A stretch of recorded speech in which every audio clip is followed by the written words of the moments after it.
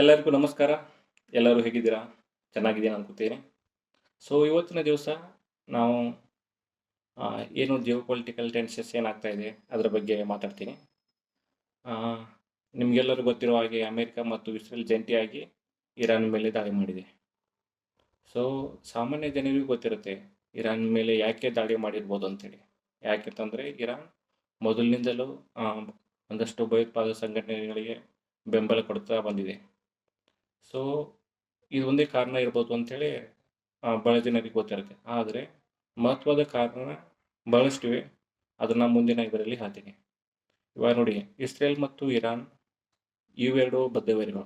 ಯಾಕಂತಂದರೆ ಇರಾನ್ ಮೊದಲಿನಿಂದಲೂ ಭಯೋತ್ಪಾದಕ ಸಂಘಟನೆಗಳಿವೆ. ಇವಾಗ ಹಮಾಸ್ ಇರ್ಬೋದು, ಹುದಿಸ್ಟ್ ಇರ್ಬೋದು, ಇವಿಗೆಲ್ಲ ಮೊದಲಿನಿಂದಲೂ ಸಪೋರ್ಟ್ ಮಾಡ್ತಾ ಬಂದಿದೆ. ಇವು ಭಯೋತ್ಪಾದನೆ ಸಂಘಟನೆಗಳಿವಲ್ಲ, ಇವರು ಇಸ್ರೇಲ್ ಮೇಲೆ ಅವಾಗ ದಾಳಿ ಮಾಡೋದು ಇವಾಗ ಮೊದಲಿಂದ ಮಾಡ್ಕೊಂಡು ಬಂದಿದ್ದಾರೆ. ಹೀಗಾಗಿ ಈ ಸಲ ಇಸ್ರೇಲ್ದವರು ಇವ್ರನ್ನ ಹೇಗಾದರೂ ಮಾಡಿ ಹೆಡೆಮುರಿ ಕಟ್ಟಿ ಇವ್ರನ್ನ ನಿರ್ನಾಮ ಮಾಡಲೇಬೇಕಂತ ನಿರ್ಧಾರಕ್ಕೆ ಬಂದಂತೆ ಕಾಣ್ತಾ ಇದೆ. ಸೊ ಅದಕ್ಕಾಗಿ ಅವರು ಇದು ಮಾಡ್ತಾ ಇದ್ದಾರೆ. ಆದರೆ ಸೌದಿ ಅರೇಬಿಯಾ ಮತ್ತು ಇರಾನ್ ನಡುವೆ ಇವರಿಬ್ಬರು ಮುಸ್ಲಿಂ ರಾಷ್ಟ್ರಗಳು. ಆದರೂ ಇವರಿಬ್ಬರು ಯುದ್ಧ ಯಾಕೆ ಮಾಡ್ತಾ ಇದ್ದಾರೆ ಅಂತಂದರೆ, ಇವರಿಬ್ಬರಲ್ಲಿ ನಡುವೆ ಒಂದು ಆಯಿಲ್ ಪ್ಯಾಸೇಜ್ ಇದೆ. ವರ್ಲ್ಡ್ 25% ಆಯಿಲ್ ಟ್ರಾನ್ಸ್ಪೋರ್ಟ್ ಮಾಡೋದು ಆ ಮಾರ್ಗದಿಂದ. ಇವಾಗ ನೋಡಿ, ಇರಾನ್ದವ್ರಿದು ಪರ್ಷಿಯನ್ ಸಿ ಅಂತಾರೆ, ಸೌದಿ ಅರೇಬಿಯಾದವರಿದು ಅರೇಬಿಯನ್ ಸಿ ಅಂತಾರೆ. ಹೀಗಾಗಿ ಇವು ರಿಲಿಜಿಯಸ್ ವಾರ್ ಮೊದಲಿನಿಂದ ನಡೆದು ಬಂದಿದೆ. ಆದರೆ ಈ ಯುದ್ಧದಲ್ಲಿ ಇವರಿಬ್ಬರಿಗಿಂತ ಈ ಹೆಚ್ಚಿನ ಲಾಭದಾಯಕ ಆಗೋದು ಅಮೇರಿಕಕ್ಕೆ. ಯಾಕಂತಂದರೆ ಇರಾನ್ ಅನ್ನೋದು ಖನಿಜ ಸಂಪನ್ಮೂಲ ರಾಷ್ಟ್ರ.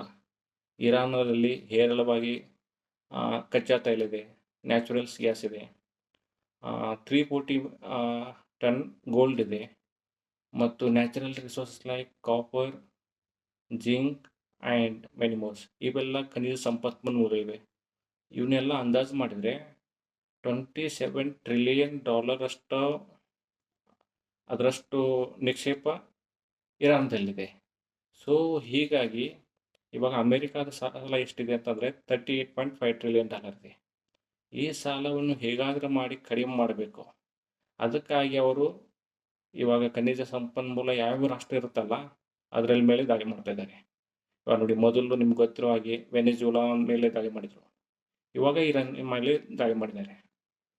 ಅದಕ್ಕಾಗಿ ಇವಾಗ ಅಮೇರಿಕಾದವರು ಈ ಯುದ್ಧವನ್ನು ಹೊರಗಿನ ಜಗತ್ತಿಗೆ ಯಾವ ರೀತಿಯಾಗಿ ಪ್ರೊಜೆಕ್ಟ್ ಮಾಡ್ತಾ ಇದ್ದಾರೆ ಅಂತಂದರೆ, ಇರಾನ್ದಲ್ಲಿ ಜನರು ಸುಪ್ರೀಂ ಲೀಡರ್ ಬಗ್ಗೆ ರೋಚ್ ಹೋಗಿದ್ದಾರೆ ಮತ್ತು ಇವರು ನ್ಯೂಕ್ಲಿಯರ್ ವೆಪನ್ಸನ್ನು ಮಾಡ್ತಾ ಇದ್ದಾರೆ.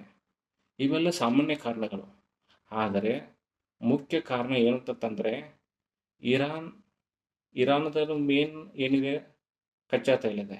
ಕಚ್ಚಾ ತೈಲನ ಇವರು ಚೈನಾ ದೇಶಕ್ಕೆ ಇವರು ಸಪ್ಲೈ ಮಾಡ್ತಾರೆ. ಚೈನಾ 50% ಕಚ್ಚಾ ತೈಲನ್ನು ಇರಾನ್ ಹತ್ತಿರ ತಗೋತೆ, ಇನ್ನೊಂದು 50% ರಷ್ಯಾದಿಂದ ತೆಗೆದುಕೊಳ್ಳುತ್ತೆ. ನೋಡಿ, ಈಗ ವರ್ಲ್ಡ್ದಲ್ಲಿ ಅಮೇರಿಕಾ ಫಸ್ಟ್ ಇರುತ್ತೆ. ಇವಾಗ ಅದರ ಲೆವೆಲಲ್ಲಿ ಚೈನಾ ಕೂಡ ಬೆಳೀತಾ ಇದೆ. ಚೈನಾ ವೇಗವನ್ನು ಹೇಗಾದ್ರೂ ಕಡಿಮೆ ಮಾಡಬೇಕು.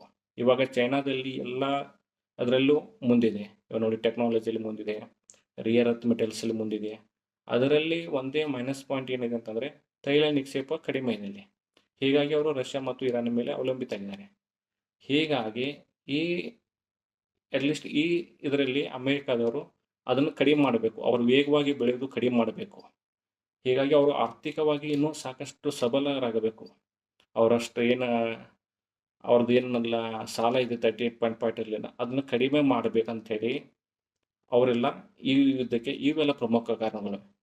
ಹೀಗಾಗಿ ಇರಾನ್ ಮೇಲೆ ಯುದ್ಧ ದಾಳಿ ಮಾಡಿದರೆ ಅದರಲ್ಲಿರುವ ಆಯಿಲ್ ಅವ್ರೇನು ಸಪ್ಲೈ ಮಾಡ್ತಾರೆ ಅದ್ರ ಮೇಲೆ ಪೂರ್ತಿ ಹತೋಟಿಯಲ್ಲಿ ತಗೋಬೋದು. ಆಮೇಲೆ ಅದರ ಬೆಲೆಯನ್ನು ಅವ್ರು ಬೇಕಾದ 50% ಅವ್ರ ಕಡೆ ಬಂದಂಗೆ ಆಗುತ್ತೆ. ಅವ್ರು ನಿರ್ಧಾರ ಮಾಡ್ಬೋದು. ಮತ್ತು ಸಾಕಷ್ಟು ಖನಿಜ ಸಂಪನ್ಮೂಲಗಳಿದೆ, ರಿಯರ್ ಅರ್ತ್ ಮೆಟಲ್ಸ್ ಇದೆ, ಮತ್ತು ನ್ಯಾಚುರಲ್ ಗ್ಯಾಸ್ ಇದೆ. ಇವೆಲ್ಲ ಪ್ರಮುಖ ಕಾರಣಗಳಿವೆ. ಹೀಗಾಗಿ ಈ ಯುದ್ಧ ನಡೀತಾ ಇದೆ. ನೋಡೋಣ ಮುಂದೆ ಏನಾದ್ರು ಅಪ್ಡೇಟ್ ಬಂದರೆ ನಿಮ್ಮ ಜೊತೆ ಶೇರ್ ಮಾಡ್ತೀನಿ. Thanks for your time. ಧನ್ಯವಾದಗಳು.